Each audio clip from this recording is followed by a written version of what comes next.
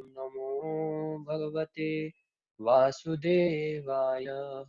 ओम नमो भगवते वासुदेवाय। ओम नमो ओम नमो भगवते भगवते वासुदेवाय। वासुदेवाय। नारायणं नमस्कृत्य नरं चैव नरोत्तमं देवीं सरस्वतीं व्यासं ततो जयमुदीरयेत् नष्टप्रायेषु भद्रेषु नित्यं भागवत सेवया भगवती उत्तमश्लोके भक्तिर्भवति नैष्टिकी। कृष्णाय वासुदेवाय देवकी नन्दनाय च नन्दगोपकुमाराय गोविन्दाय नमो नमः। Hare Krishna. So thank you very much everyone for joining. So today I am instructed by authorities that I should read from Bhagavad Gita chapter number 2 verse number 60. So I will recite this verse. यततो यपि कौन्तेय पुरुषस्य विपश्चितः इन्द्रियाणि प्रमाथीनि हरन्ति प्रसभं मनः. Someone like to recite?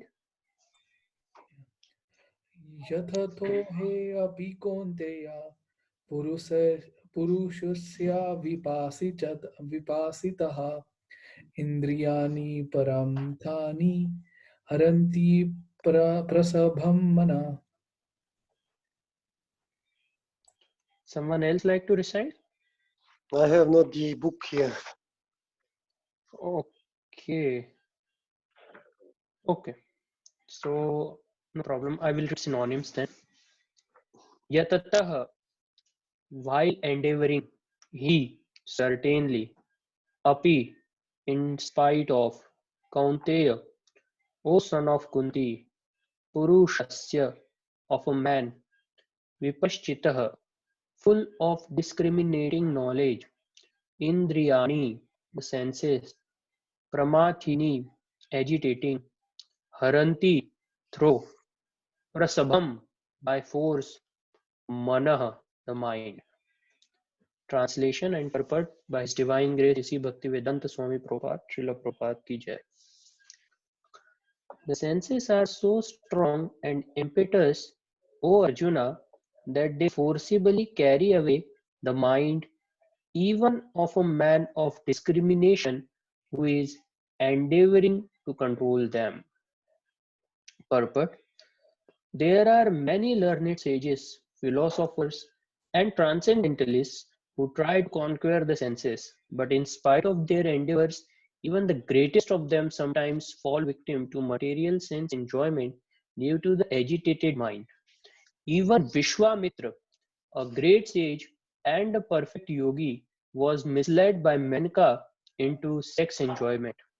Although the yogi was endeavoring for sense control with several types of penance and yoga practice, and of course there are so many similar instances in the history of the world, therefore it is very difficult to control the mind and senses without being fully Krishna conscious.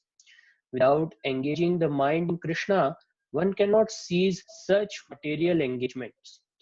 A practical example is given by Sri Yamunacharya, a great saint and devotee, who says, Yad avadi mama chet Krishna padarvinde navanavarasdhamni udatam rantumasi tad avadhibat nari sangame smaramyamane bhavati mukhavikrah shushtu nishtivanam cha.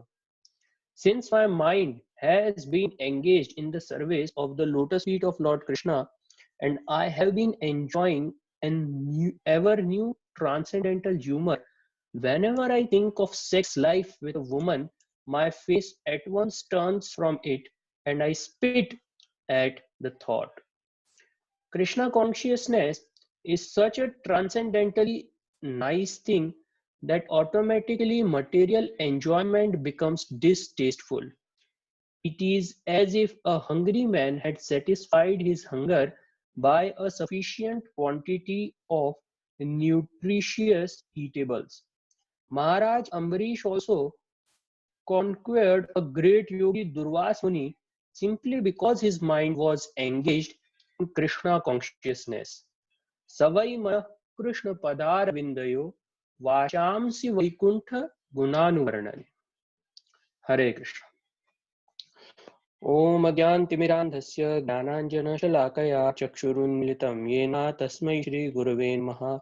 Shri Chaitanya Manobhishtam Sthapitam Yena Bhutale Swayam Rupa Kadamayyam Dadati Swapadantikam Vandeham Shri Guru Shri Yuta Padakamalam Shri Gurun Vaishnavamscha Shri Rupam Sagrajatam Sagana Raghunathanvitam Tam Sajivam Sadvaitam Savadutam Parijana Sahitam Krishna Chaitanya Devam Shri Radha Krishna Padan Sahagana Lalita Shri Vishakhanvitamscha Namo Vishnupadaya Krishna Pristhaya Bhutale Shrimate Bhakti Vedanta Swamin Niti Namine Namaste Saraswate Deve Gauravani Pracharine Nirvishesha Shunyavadi Pashatya Deshatarine Namo Mahavadanyaya Krishna Prema Pradayate Krishnaya Krishna Chaitanya Namne Gauratvishe Namaha हे कृष्ण करुणा सिंधो दीनबंधो जगतपते गोपेशा गोपिका कांता राधा कांता नमोस्तुते तप्त कांचन गौरांगी राधे वृंदावनेश्वरी वृषभानुसुते देवी प्रणमामि हरिप्रिये वाञ्छाकल्पतरुभ्यश्च कृपा सिन्धुभ्य एव च पतितानां पावनेभ्यो वैष्णवेभ्यो नमो नमः श्री कृष्ण चैतन्य प्रभु नित्यानंद श्री अद्वैत गदाधर श्रीवासादि गौर भक्त वृंद हरे Krishna Krishna Krishna Hare Hare Hare Ram Ram Ram Hare Hare Hare Krishna. So I thank everyone for joining today. So honestly speaking, I am completely unqualified to give any discourse or any lecture, and I personally consider to be very much foolish, but it's under the instruction of senior devotees like Dankeli Mataji, Paramatma Krishna Prabhu, that I am trying to speak whatever I have heard from them, my spiritual master Srila Prabhupada, whatever I have read in Prabhupada books. So it may be quite possible that I may get deviated. So please feel free to correct me or interrupt me if something is wrong. Okay, and so I begin. So here Krishna is telling the impetus of senses, that how senses are so very strong, that and they can even forcibly carry away the mind even of a person who is able to discriminate or who is endeavoring to control them. So basically our scriptures describe that seeing this world, there are three kind of eyes which are possible. So we can see this world in three ways.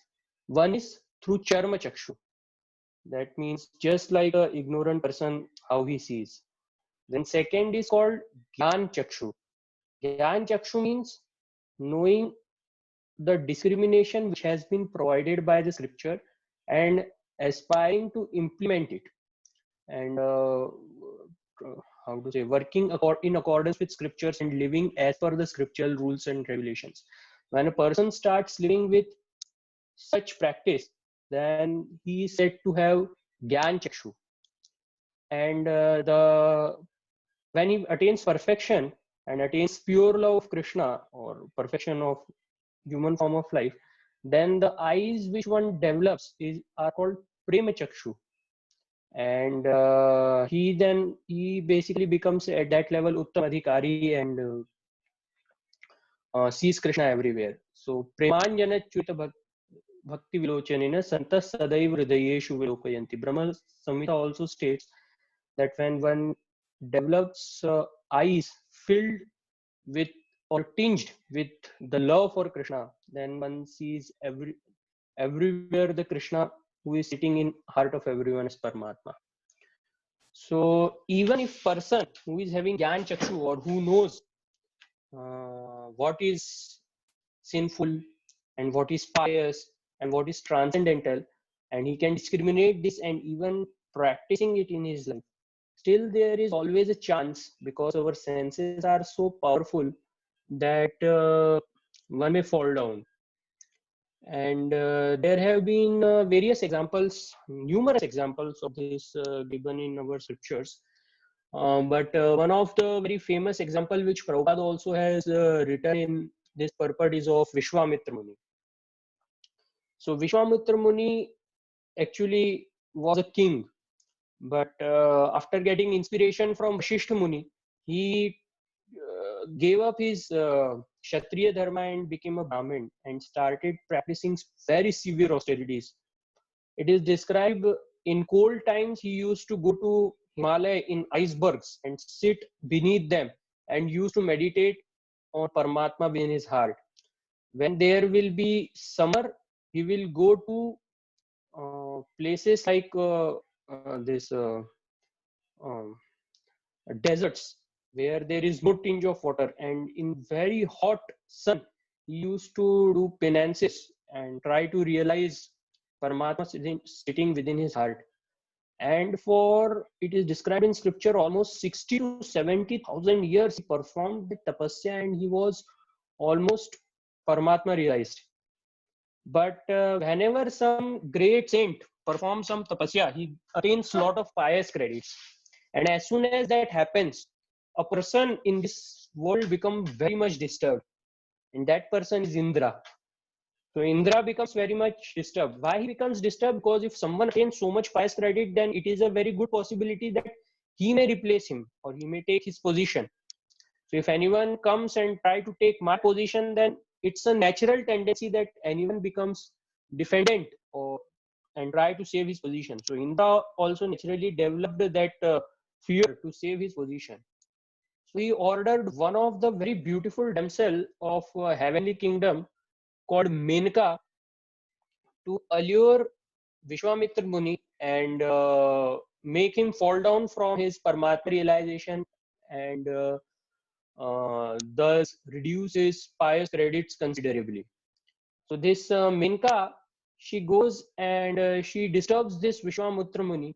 And although Vishwamitra Muni, it is described that practically he was on Paramatma realization platform, still he fell down and he just went on with the ordinary material life of the how a normal materialist goes away. And because of that, he lost the pious credit. And it is described that although he was, Paramatma realized, that means it's a very big achievement, still he fell down. And with regard to this example, actually, our acharyas, especially Prabhupada and other, of course, senior Vaishnavas, they give example of Haridas Thakur. That Haridas Thakur, he was constantly chanting the holy names of Krishna. Kirtaniya Sarahari, he used to chant 192 rounds in a day. That practically takes almost 20 plus hours. And he was completely Krishna conscious. And because of this chanting of the holy name specifically, he became Bhagwan realized. He developed the Premanjana, the eyes tinged with love for Krishna. And many incidences happened that various people, they explicitly tried him to fall down. For example, Ramchandra Khan, he sent one of the very beautiful prostitute to allure Haridas Thakur in the night time, and all the conditions were favorable. But Haridas Thakur, he was so strong that he requested to prostitute that let me complete my rounds, and as soon as I complete my round, I will fulfill your all desire. But the problem was that his rounds, they were never getting finished. But by the association of Haridas Thakur for 3 days, this prostitute became transformed and she became into devotee. And not only that, even superlative degree of test for Haridas Thakur was done when Maya Devi herself, she came to test Haridas Thakur, and even she could not disturb Haridas Thakur. That was the steadiness or determination or control over mind which Haridas Thakur had by chanting of the holy names. Hare Krishna, Krishna Krishna, Hare Hare, Hare Rama, Rama Rama, Hare Hare. And that's why Lord Chaitanya established him as Namacharya of our Sampradaya, Gaudiya Vaishnava Sampradaya. So this certainly shows that how Bhagwan realization is superior realization compared to Paramatma realization. And also one very important thing which it suggests is that the Bhagwan realization basically involves chanting of the holy name, of course, at the center. And apart from that, lot of services which are to be done. And by doing these services, what essentially happens is Rishikena Rishikesha Sevanam Bhakti Ruttama, that one serves the senses of Rishikesh. And because of that, he satisfies the absolute truth, and then Krishna helps him to control his mind. So, and of course, a higher taste comes because the eternal duty or the natural conditioning of a jiva is to serve Krishna, and we have forgotten this, and that's why we have come into this material world. So, since we serve Krishna by chanting and by doing various activities in his service, to develop a higher taste because the ananda aspect of the soul is fulfilled. So, since there is a higher taste, so the lower taste of various material pleasures like sexual pleasures or mental pleasures or intellectual pleasures or pleasure um, any at level of any bodily concept, they appears to be inferior, and because of this one can overcome maya, and that's what the essential principle is, higher taste. So that's what the point is, that's what is the solution. But at our practical level also, we have to understand that our senses are very strong and they are very impetus, that means very eager. And what is the reason that they are very eager to enjoy into this material world? The reason being we have had millions of lifetimes before coming into this human form of life, in which we have been thoroughly addicted to the material enjoyment, specifically in terms of eating, sleeping, mating, and defending. So, because of that thorough condition of millions of lifetimes, that propensity is there in this lifetime also. And what Krishna basically tells in Bhagavad Gita in 17th chapter also is we have to regulate these propensities. So, because one may say that I am very much eager to eat very palatable stuff, or I need some sleep and I need some sexual activity because I am addicted to sex, or I want to defend myself because I have to survive in this world. So Krishna says, yes, that's fine. And we have to do that. But at the same time, we have to regulate it.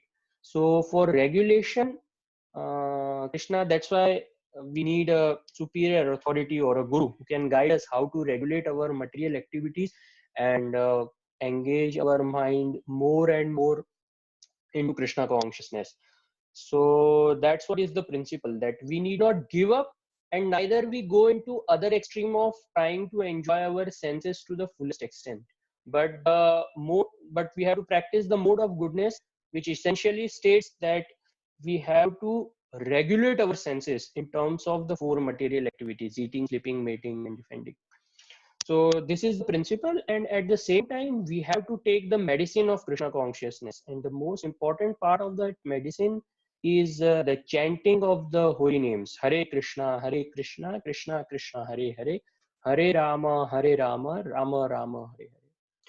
And when that happens, when we practice this, gradually a higher taste starts coming, and all these lower tastes of material activity, they eventually fade away. And in this regard, Prabhupada has quoted one verse of Sri Yamunacharya also. So Yamunacharya basically is a very great and well-known saint in Sri Vaishnava Sampradaya. So there are four sampradaya or four schools in which bona fide knowledge about Krishna can be understood. They are Shri Sampradaya, Brahma Sampradaya, Kumar Sampradaya, and Rudra Sampradaya. So our movement, the Hare Krishna movement or ISKCON cult, it is in Brahma Madhva Gaudiya Sampradaya. So it is a descendant of coming from Brahma. Similarly, there is one more Sampradaya, it is called Shri Sampradaya, the Sampradaya which is originated from, of course, Lord Vishnu, and then the knowledge was given to Shri or Lakshmi Devi, and from her this sampradaya propagated. So in this sampradaya, a very great saint appeared. His name was Yamunacharya. So Yamunacharya had a grandfather who was the very great saint in Sri Vaishnava Sampradaya. His name was Nath Muni.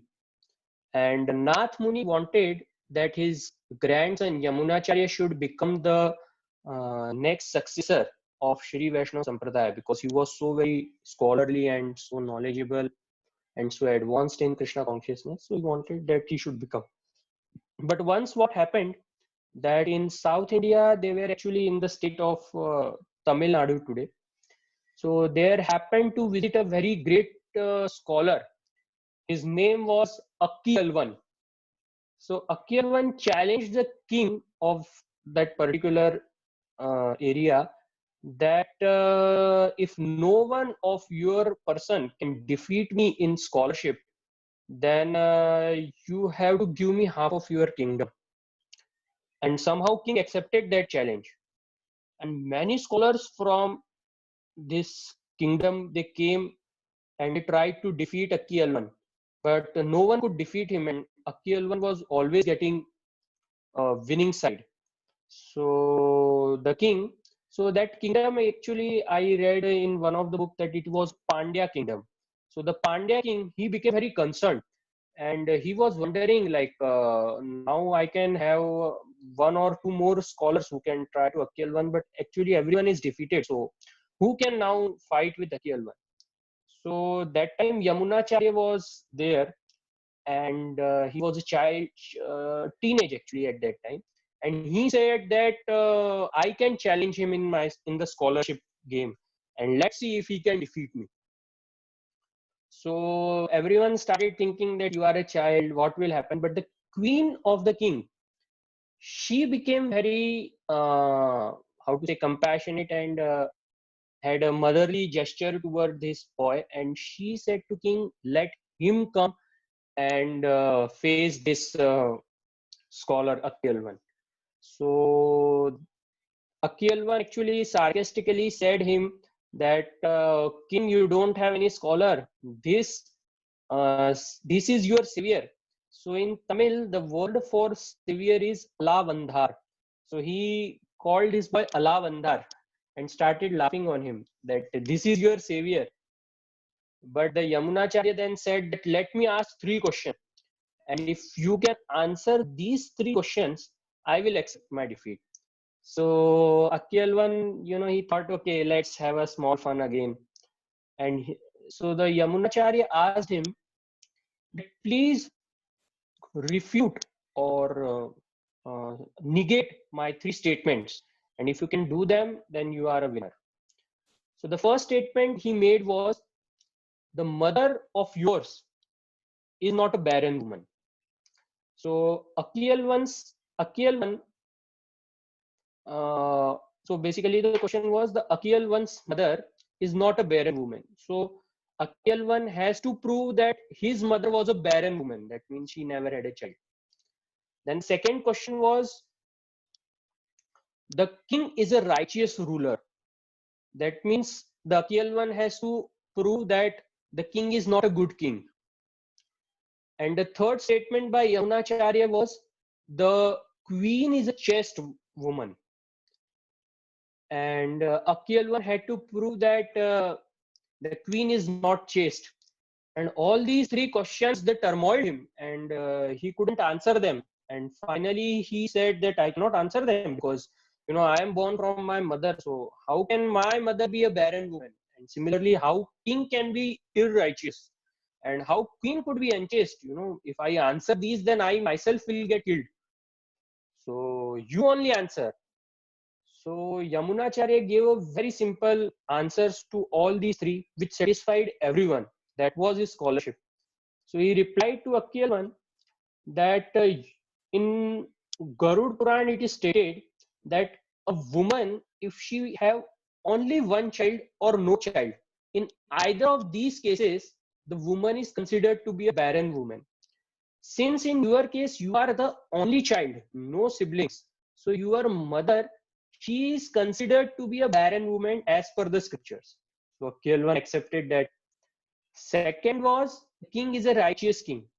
So the Yamunacharya had to prove he is not righteous. So he stated from one of the Puranas that if a king gives opportunity to do a scholarship debate to a person who is in a mood of grabbing, how to say, wealth or grabbing land or grabbing this, then he is considered to be irrighteous. And since king gave Akyalvan a chance to, have a debate in his court, so that's why king is not righteous. And that also was accepted by all the scholars. And everyone was very happy that Yamunacharya is defeating him. Even king was very happy. And finally, the third and the most difficult question was, the king's wife is not chaste wife. How to prove that? So everyone thought that if this answer Yamunacharya deviates, then he will get killed, because it's a very big blame. So Yamunacharya gave a very wonderful statement from our Vedas that a king's wife, she is not only king's wife, but it is described in scriptures that she is the wife of the demigods also, because demigods, they rule through this king, and they are the husbands of this woman also. So since a woman is having multiple husbands, so such a woman is not considered to be a very chaste woman. So that's why the wife of king is not a chaste woman. And by this, again, everyone accepted that, and finally Yamunacharya defeated him. And since a small child defeated such a great scholar, the king became so very pleased that he gave half of his kingdom to Yamunacharya. And after that, his name actually became Alavandhar, means the savior. So everyone used to call him Alavandhar. Even if we go today to the beautiful holy place of Srirangam in South India, so the deity of Yamunacharya, it is having the name Shri Alavandhar. And now he started ruling, and he completely forgot actually about his desire of his grandfather, Nath Muni, that he has become successor of the Shri Vaishnava Sampradaya. So at that time, so when he was ruling the kingdom, so he forgot his family also and everything. So Nath Muni, when he was about to leave the body, he instructed one of his very confidential disciple called Ram Mishra to go to Yamunacharya and bring him again into our devotional service, and make him the Acharya for Shri Vaishnava Sampradaya. So Yamunacharya was actually very much into the administrative affairs, and it was very difficult for him to bring him back into this. So Ram Mishra actually thought a lot of strategies to bring him back. So the best strategy which he used was to give him his favorite spinach. So the favorite spinach of Yamuna,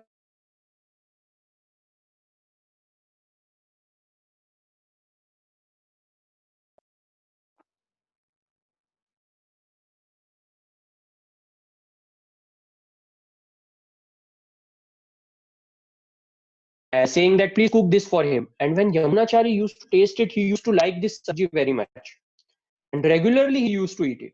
And eventually, due a course of time, Ram Mishra stopped giving him this vegetable. So Yamunacharya became little disturbed and asked his cook, why that sabji you are not cooking? So the cook said that this person Ram Mishra is not delivering it to me. So the king asked, why he is not delivering? Call him to me. And then Ram Mishra was brought in front of Yamunacharya, who was the king. And then he started telling him that the Nath Muni, who is dear grandfather of Yamunacharya, he has left the planet. And Yamunacharya became little disturbed by that. And then Ram Mishra said that, but he has left one very great treasure for you.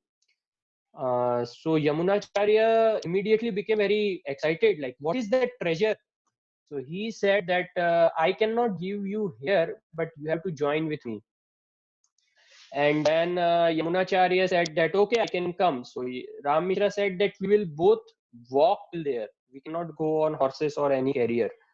So Yamunacharya actually accepted all the conditions and they started going there. And while they were walking, Ram Mishra started reciting very beautiful verses from Bhagavad Gita. He started reciting Bhagavad Gita like Dhyayato Vishayan Pumsa Sangastesho Pajayate Sangat Sanjayate Kamaha Kamat Krodho Vijayate Krodhat Bhavati Sammoha Sammohat Smriti Vibramah Smriti Bhramshat Buddhinasho Buddhinashat Pranashyati. And hearing the wonderful verses from Bhagavad Gita, the heart of Yamunacharya started melting. He started practically crying. And finally, Nath Muni took him to Sri Rangam temple of where Nath Muni wanted him to be his successor. And then he gave him a divine darshan of Lord Ranganath, the form of Lord Vishnu lying, and this deity was actually worshipped by Lord Brahma. This is a very how to say, personally Lord Vishnu was there, and seeing the beauty of Ranganath, the heart of Yamunacharya melted and he started crying and repenting that what useless life he has been spending as a king, and his actual purpose of the human form of life is not to get completely involved his senses into the material activities of administrative affairs and all this stuff, but it is to attain the lotus feet of Lord Vishnu, which are constantly served by Lakshmi Devi, and that's what is the purpose of human form of life. And from that day on, he gave his resignation as a king, and he joined the Sri Rangam temple, and he became the next successor of Nath Muni, and that's how the desire of the great saint Nath Muni got fulfilled. And in his parallel only, in contemporary period only, Ramanujacharya was born. But unfortunately, the direct meeting between Ramanujacharya and Yamunacharya could never happen. But Ramanujacharya had a desire to take initiation from Yamunacharya, but unfortunately, that couldn't be fulfilled. But Yamunacharya, through one very special pastime, declared Ramanujacharya to be his successor, and that was when he left his body. At that time, Ramanujacharya came, and the dead body of the Yamunacharya was having three fingers like this. And Ramanujacharya asked, like, why there are three stiff or the strongly standing fingers of Yamunacharya are there like that? And the priests and the disciples of Yamunacharya, they shared that there are three desires which of Yamunacharya which are to be fulfilled. And Ramanujacharya accepted one by one that I will fulfill all these three, I will take responsibility of all these three. And then the fingers of Yamunacharya's body, they became relaxed. And then everyone understood that Ramanujacharya is the great successor. So this is the story of the great saint Yamunacharya, and I think I have exceeded my time. So that's what it is. And so I think I can stop here. And if someone has some correction for me, some feedback for me, or some question, please.